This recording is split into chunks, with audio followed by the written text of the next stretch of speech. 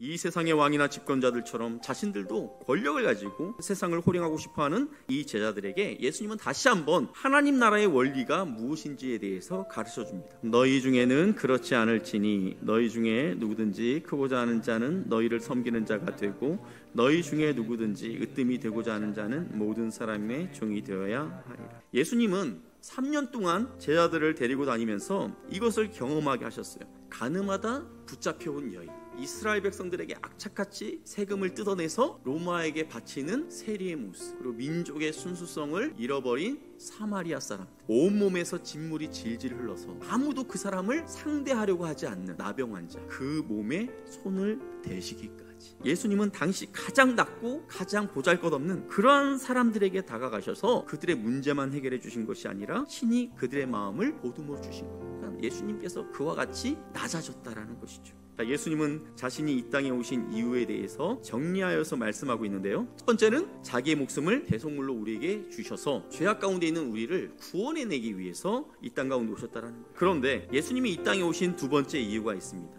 섬기기 위해서 이 땅 가운데 오셨다는 거예요. 그래서 예수님은 이 땅에서의 사역을 감당하실 때 제자들이 예수님의 이러한 모습을 보면서 연약한 자들, 저 보잘것없는 자들을 섬기시는 그 예수님을 이들이 알아보기를 원했다라는 거예요. 그러나 여전히 깨닫지 못하고 있는 이 제자들의 모습을 발견하게 됩니다.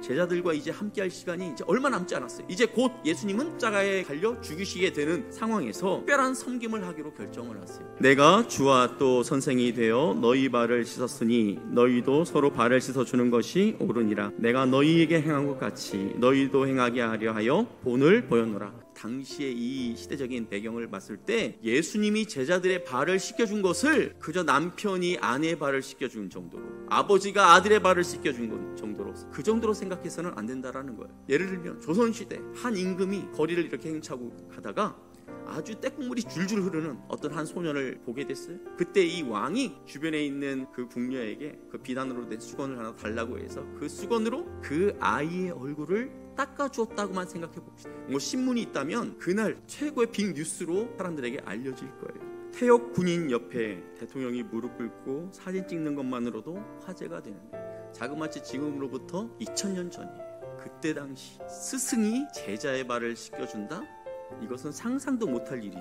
아마 자신들의 발을 씻어주시는 그 예수님의 모습을 보면서 제자들은 어마어마한 충격을 받았을 거예요. 제자들에게 주시려는 예수님의 메시지가 무엇입니까? 내가 너희의 발을 이렇게 씻어준 것처럼 너희도 앞으로 이렇게 서로의 발을 씻어주는 심정으로 낮아져서 섬겨야 돼. 이것을 예수님께서는 말씀하고 싶었던 것이죠. 그러니까 예수님은 이 제자들의 그 몸에 그냥 전율이 느껴질 정도로 낮아짐이 무엇인가, 섬김이 무엇인가를 직접 경험할 수 있도록 해주셨다라는 거예요. 자, 그런데 여러분, 예수님이 제자들의 발을 씻어주신 이 모습이 왜 더 특별할까요? 예수님이 발을 씻으면서 혹시 그런 생각을 하지 않았을까요? 내가 이것들의 발을 씻으면 뭐하나? 조만간 군병들이 나를 잡으러 왔을 때 이 발들은 다 나를 버려두고 도망갈 발들인데, 심지어 그 발들 중에는 어떤 발도 있습니까? 씻겨주자마자 튀어나가서 예수님을 팔아넘길 그런 발도 있잖아요. 그것을 예수님께서 모르셨을까요? 그럼에도 불구하고 예수님은 끝까지 그들의 발을 씻어주셨어요. 유월절 전에 예수께서 자기가 세상을 떠나 아버지께로 돌아가실 때가 이른 줄 아시고 세상에 있는 자기 사람들을 사랑하시되 끝까지 사랑하시니라. 끝까지 사랑하셨기 때문에, 알고도 끝까지 사랑하셨기 때문에 그와 같이 이 제자들의 발을 씻어 주셨다라는 거예요. 자, 우리도 예수님을 믿고 하나님의 자녀가 되었습니다. 그러나 저와 여러분이 실수를 하지 않습니까? 엄청 넘어지지 않아요? 더군다나 순간순간 예수님을 배반할 때도 많지 않습니까? 이렇게 우리도 주님을 실망시킬 때가 많죠. 그렇다면 우리 주님께서 이걸 모르고 우리를 구원해 주셨을까요? 아니요. 우리가 다 자빠지고 넘어지고 주님을 배반하고 이 모든 상황들을 다 미리 아셨지만 그럼에도 불구하고 우리를 사랑하셔서 당신이 십자가에 달려 죽으시면서 우리를 구원하신 줄을 믿으시기를 바랍니다. 우리가 착각할 때가 있어요. 착각. 내가 신앙생활하면서 믿음이 점점 좋아지면 하나님께서 나를 점점 더 사랑해 주실 거라고 그렇게 착각을 해요. 내가 지금보다 인격이 더욱더 성숙해지면, 하나님의 말씀대로 잘 순종하면 하나님이 나를 더 많이 사랑해 주실 거라고 그렇게 착각을 해요. 여러분, 이건 우리의 착각이에요. 우리의 믿음이 작은 그 상황에서, 우리의 인격이 개차반인 그 상황에서도 하나님은 저와 여러분을 여전히 뜨거운 사랑으로 사랑하셨던 하나님이심을 기억하시기를 바랍니다. 우리가 신앙이 점점 성숙해지면 하나님이 나를 이렇게 사랑하셨는데, 그것은 우리 편에서 깨닫는 것이지, 하나님께서 우리를 사랑하시는 그 모습은 우리가 아주 연약할 때나 우리 신앙이 강건케 되어졌을 때나 똑같이 동일하게 사랑하셨음을 믿으시기를 바랍니다. 이런 예수님을 닮아가려고 몸부림치는 믿음의 선배들이 있었어요.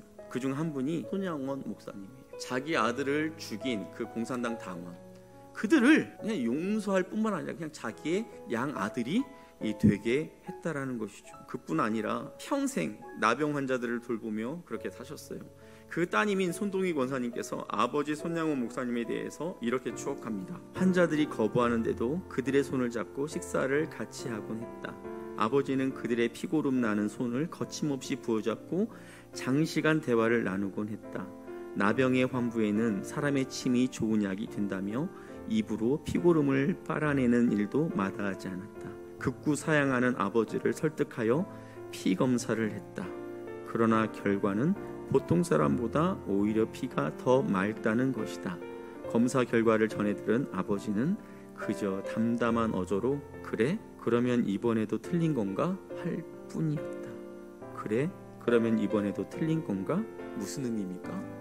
손양원 목사님은 이 나병 환자들처럼 자기도 그 나병에 걸리기를 원했던 거예요. 그들의 고통을 진정으로 안고 그들을 돌아보기를 원했다라는 것이죠. 권사님이 아버지에 대해 이야기하는 이 내용을 읽으면서 어떻게 이럴 수가 있지? 하는 그런 생각을 하게 되었습니다. 누가 감히 이러한 모습을 흉내나 낼 수 있겠습니까? 그런데 이런 생각을 가지고 있는 우리를 향하여서 히브리서 기자는 이렇게 외칩니다. "그러므로 함께 하늘의 부르심을 받은 거룩한 형제들아, 우리가 믿는 도리의 사도이시며 대제사장이신 예수를 깊이 생각하라." 거룩한 형제들아, 예수를 깊이 생각하라. 우리는 절대 예수님처럼 될 수 없어요. 그런데 나를 사랑하신 그 예수님을 어떻게 해서든지 조금이라도 닮아보려고 몸부림치는 사람, 바로 이러한 사람이 큰 자라고 말씀하고 있어요. 손양원 목사님께서 선천적으로 타고난 성품이 착해서 자기 아들을 죽인 그 사람을 용서할 뿐만 아니라 양자로 받아들일 수 있었을까요? 아니요. 예수님이 어떠한 분이신지 이 손 목사님은 깊이 깨달아 알았어요. 늘 예수님이 어떠한 분이신지 그분을 생각하며 그분이 가신 길을 따라가려고 몸부림치며 살아가셨기 때문에 이와 같이 우리가 이분이 예수님을 닮은 분 아닐까? 그렇게 우리가 바라볼 수 있게 되었다라는 것이죠. 사랑하는 성도 여러분, 우리는 부족한 점이 너무나 많죠. 그런데 오늘 이 히브리서 기자가 우리에게 말씀하는 것처럼 그분이 걸어가신 그 발자취를 묵상하고 그분이 내게 베푼 그 사랑이 얼마나 큰지를 우리가 생각하면서 주님을 닮아보려고 몸부림칠 수 있는 저와 여러분이 될 수 있기를 주님의 이름으로 축복합니다. 예수님이 왜 이 땅에 오셨습니까? 대속물이 되기 위해서, 또 우리를 섬기는 종이 되시려고 이 땅에 오셨습니다. 그리고 이 말씀 가운데 감추어져 있는 세 번째 목적이 있습니다. 예수님을 닮고자 몸부림치는 그런 당신의 진짜 제자들이 여기저기서 일어나는 그러한 모습을 보시기 위해서 이 땅에 오셨다는 사실을 꼭 기억하시기를 바랍니다. 그래서 우리는 비록 부족하고 연약하지만 예수님을 닮고자, 예수님이 가신 그 길을 조금이라도 따라가고자 몸부림치는 저와 여러분의 삶이 될 수 있기를 주님의 이름으로 축복합니다.